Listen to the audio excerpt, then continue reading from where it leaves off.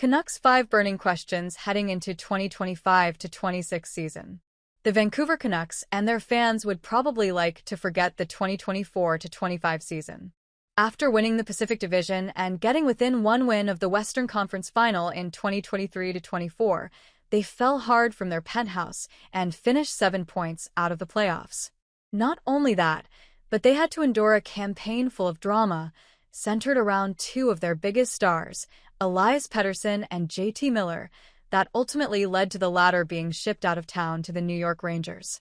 They also had their fair share of injuries, from their top two defenders, Quinn Hughes and Philip Hronek, missing 14 and 21 games, respectively, to their starting goaltender, Thatcher Demko, who only suited up for 23 games. The good thing is, every new season brings a clean slate and a chance to erase the dirt of the past. So with that, let's look at 5 burning questions as we continue to count the days until the Calgary Flames come to town on October 9th for the home/season opener. Will Elias Pettersson bounce back from his career-worst season? It seems like forever ago that Pettersson recorded 102 points and was on track to become the first Swede to record back-to-back 100-point seasons. He is now being paid handsomely for those seasons, but has yet to live up to the $11.6 million average annual value, AAV, that is beside his name on Puckpedia right now. In his first year under that new number, he recorded a career-low 45 points, 21 points fewer than his previous low in his rookie and sophomore campaigns in 2018-19 and 2019-20, respectively. As mentioned, he was also part of the locker room drama with Miller, which became a distraction on and off the ice, even though they denied it at the time. Now, Miller is no longer in the picture, and Pettersson has a no-movement clause that should keep him out of trade rumors. He can focus solely on his performance on the ice and bouncing back to the form that saw him hit that century mark in 2023-24. The Canucks need that Pettersson this season, the top-line two-way dynamo that could dance his way through opponents and blast his heavy one-timer past goaltenders on the power play. The forward that fans dubbed Deaky Pete and the late Jason Botchford exclaimed, "Petey, dear Deeks." All indications are that Pettersson is taking his off-season training very seriously and wants to become that forward again. Hopefully, he can, because if he continues to be a shell of that player this season, the Canucks won't just be looking for a second-line center, but a top-line center as well, and paying $11.6 million for a guy to put up third-line center numbers. Not exactly ideal for a team with playoff aspirations. Will the Canucks acquire a second-line center? Speaking of a second-line center, that search continues as we enter August. The Canucks have reportedly looked at both the trade and free agent market and have struck out in both. Marco Rossi, Mason McTavish, Jesperi Kotkaniemi, and Jack Roslovic have all been thrown out as options, but as of right now, all of them are still property of their respective teams. Rossi and Roslovic have been directly connected to the Canucks, but it appears Minnesota Wild general manager Bill Guerin wants too much for his young center, and Roslovic hasn't gotten the offer he wants yet. As for Kotkaniemi and McTavish, Kotkaniemi has been speculated as a target as recently as July 31st, when Jeff Marek brought up his name during a segment on Sekeras and Price, and McTavish, while the most ideal option, would probably cost too much to acquire. Related, Canucks goaltending depth chart, 2025 offseason. Looking at all those names, Rossi and McTavish are obviously the players that fit the legitimate second-line center description.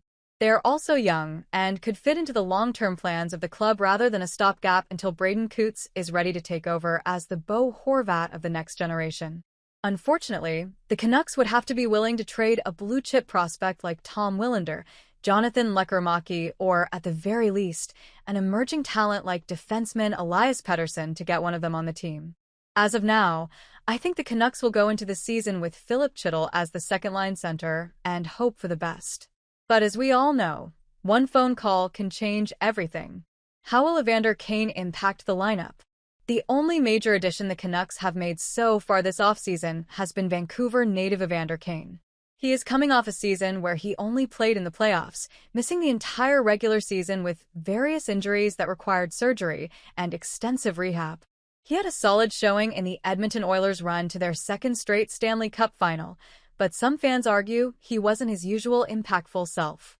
He did have 6 goals and 12 points in 21 games, but was often in the penalty box, posting 44 penalty minutes, 12 of which were minors. With the Oilers struggling on the penalty kill, that lack of discipline made Kane more of a liability than an asset. If Kane can limit his time in the penalty box, he will be a big part of the Canucks' attack this season. His package of toughness, grit, and goal scoring is something they haven't had in a long time, probably going back to the days when Todd Bertuzzi was terrorizing the league. But there is a caveat. At 34 years old and coming off major surgeries, can he be that player consistently anymore? If he can, that's a game changer, especially for Pettersson, who he will probably line up with to start the season. Pettersson has not had that type of player on his wing before. Maybe Kane can do what Bertuzzi did for Marcus Naslund.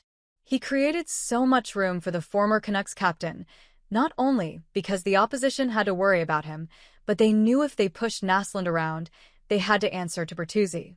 Can he be that for Pettersson this season? Only time will tell. Will Jonathan Lekkerimäki and Tom Willander be on the opening night roster?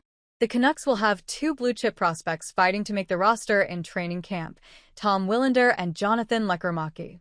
However, there is a world where both of them start the season in the American Hockey League, AHL, which isn't a bad thing.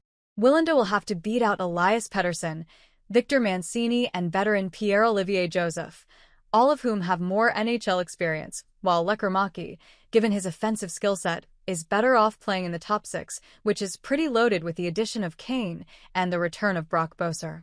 Willander had a solid stint in the NCAA with Boston University, putting up 6 goals and 49 points in 77 games, along with standout performances at the 2024 and 2025 World Junior Championships. He was one of Boston and Team Sweden's top defenders, consistently logging over 24 minutes a night in all situations. He appears to be ready to take on the NHL, but the Canucks are going to have to decide whether he should play in Abbotsford and get top 4 minutes or in Vancouver, where he will likely only get 10 to 15 minutes on the bottom pairing. As for Lekkerimäki, he got his feet wet in the NHL last season and was only 1 game away from being ineligible for the Calder Trophy this season. All in all, he had a solid rookie campaign between the NHL and AHL, scoring 3 goals and 6 points in the former and 19 goals and 28 points in the latter. He also played 16 games in Abbotsford's run to the Calder Cup and scored 3 goals and 7 points, despite being a healthy scratch for a stretch in the Western Conference Final. He has shown flashes of his potential in the NHL, but hasn't found the same room to unleash his lethal wrist shot and one-timer as he did in the AHL and Swedish Hockey League, SHL. With Boeser and Kane in the fold, the Canucks don't have to rush his development, so I wouldn't be surprised to see him start in Abbotsford and be a primary call-up rather than a regular this season. Are the Canucks a playoff team? Finally, we have the ultimate burning question heading into 2025-26. Will the Canucks make the playoffs? They were 7 points behind the St. Louis Blues for the final wild card spot last season, but were riddled with injuries to their top players and had to deal with locker room drama for almost the entire time. This season, they hopefully won't have to deal with any of that and can get back to the team that surprised everyone in 2023-24 and won the Pacific Division. They will have a few new voices behind the bench in Scott Young, Brett McLean, and Kevin Dean, along with a familiar one in head coach Adam Foote, but it will be up to the players to lead the charge. Unless a big trade to land a second-line center happens, management is trusting that the existing forward and defense core can bounce back and return them to the playoffs. The Canucks will have their work cut out for them to enter the top 3 in the Pacific Division, with the Vegas Golden Knights getting stronger with the addition of Mitch Marner and the Edmonton Oilers coming off back-to-back appearances in the Stanley Cup Final. They might be able to usurp the Los Angeles Kings, but the Calgary Flames should be right there as well, battling for that 3rd spot. The wild card race doesn't get any easier, either, with the Central Division always boasting at least 3 100-plus point teams. It will be a tough battle all the way to the end, but if a lot of things go right, the Canucks could find themselves in a playoff spot at the end of the season. Their defense and goaltending alone might be enough to do it, but Pettersson's return to form is the biggest X factor. While he alone won't lead this team back to the playoffs, a 100-point Pettersson could start a positive snowball effect that runs through the entire lineup. Whatever happens, this season should be another interesting one to follow. It all gets started in 67 days, when the Canucks take on the Flames at Rogers Arena on October 9th.